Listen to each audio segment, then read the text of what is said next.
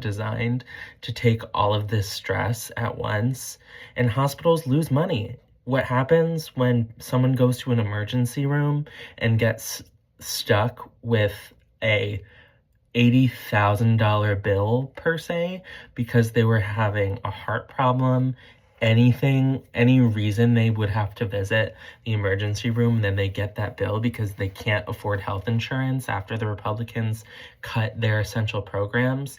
They're not going to pay that. They can't afford to pull out $80,000 from their back pocket. What happens then is called uncompensated care. So when ERs take on the burden of every other failing system, this is what happens. That care never gets reimbursed. Those expenses start to build up. They never get paid. And so you know what that leads to? Closures. Rural hospitals take on a plethora of patients who have no way of settling these medical debts. Without healthcare, one visit to the doctor could be the price of a college tuition. Nobody can afford that. Well, except the billionaires who this bill helped, but they already have access to regular care.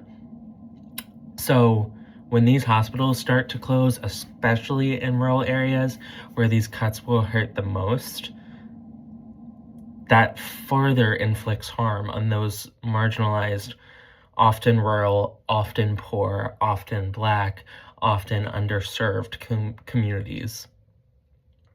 So this leads to a larger collapse of the healthcare system. The Big Beautiful Bill wasn't just an attack on assistance programs, it was quite literally a blueprint for the collapse of the American healthcare system. And nobody should be surprised when this inevitably happens.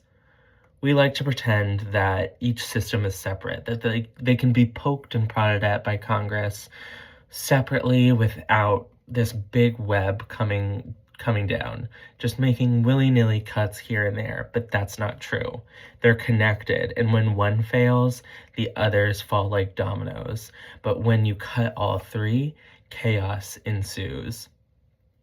So, who benefits from this bill? Let's talk about that. Let's switch gears. Well, I want to talk about the administration that put this legislation forward and who's in that administration. Should we take a look at the president's inauguration and who was standing behind him? This is estimated to be the wealthiest presidential cabinet in American history. Altogether, the president's cabinet are worth an estimated $4.3 billion. They could end world hunger by snapping their fingers, and they have chosen not to. The Secretary of Education is a billionaire from Connecticut, Linda McMahon. We are not proud of her. The Commerce Secretary is a billionaire. The president himself claimed to be a billionaire. And let's not get into Elon Musk, who is the richest man on earth and poked and prodded at our social safety nets for months, trying to take away our lifelines while he refuses to even contribute a single cent in taxes on any of his trillion-dollar corporations. These are the people that are shaping our tax policies. So we have to ask, who do the billionaires write the policies for? Who do you think? Us? They care so much about us that they want to write us when they're thinking about legislation. They want to do right by us. No, they only care about themselves. That's how they got so wealthy. Tax cuts modeled like the Big Beautiful Bill, in the Big Beautiful Bill, work like this. The richest 1% get the biggest tax cuts and massive exemptions. Corporations get new loopholes. Inherited wealth gets easier to transfer. Investors get more shelter. Billionaires get more ways to avoid paying into the system. And we pay the price. One specific provision of this bill was eliminating the corporate alternative minimum tax, which was established in the Inflation Reduction Act in 2022, after it was signed into law by President Biden. It established the first ever 15% minimum tax on billionaire corporations. So up until 2022, we had Fortune 500 companies bringing in trillions of dollars, paying nothing to our country in taxes. The average worker making $35,000 per year paid more than our Fortune 500 companies, and the big beautiful bill undermined that law. So this is wealth redistribution. It's just redistributing it to the top. They don't care about us, and I want to be clear how this happened. The billionaires bought an election for a fellow billionaire, and he did exactly what he said he would and what he did in his first term.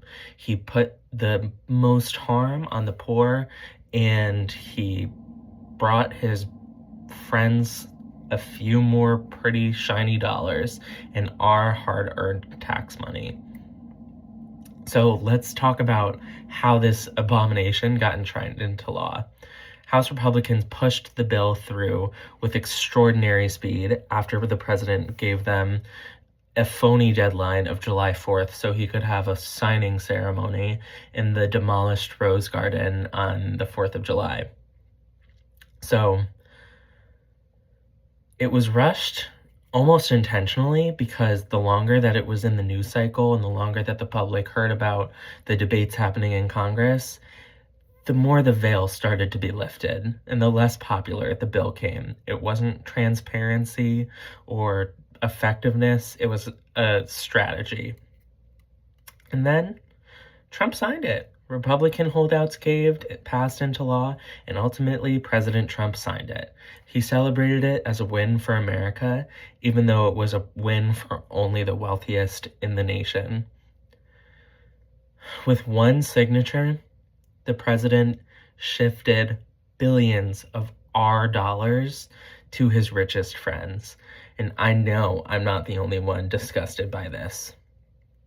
So let's take it back to the beginning and return back to that dinner table. Let's look at the person sitting at the head of the table, the billionaire feasting on his lobster, steak, ham, holiday feast, what have you, and then look at ourselves, hold a mirror up. We are getting scraps. This isn't a metaphor, it's what's happening, but it doesn't have to be this way. Policy isn't fate. Budgets are moral documents. They're purposeful. And America is at its best when we invest in the people who have the least, not the people who profit from legislation. The big beautiful bill was, as I've said before, an abomination. In 2025, we have the money, but not the willpower to feed our most vulnerable, to ensure everyone has access to healthcare, and it's up to us to make sure that this never happens again. And we can only do that through voting. So thank you for listening.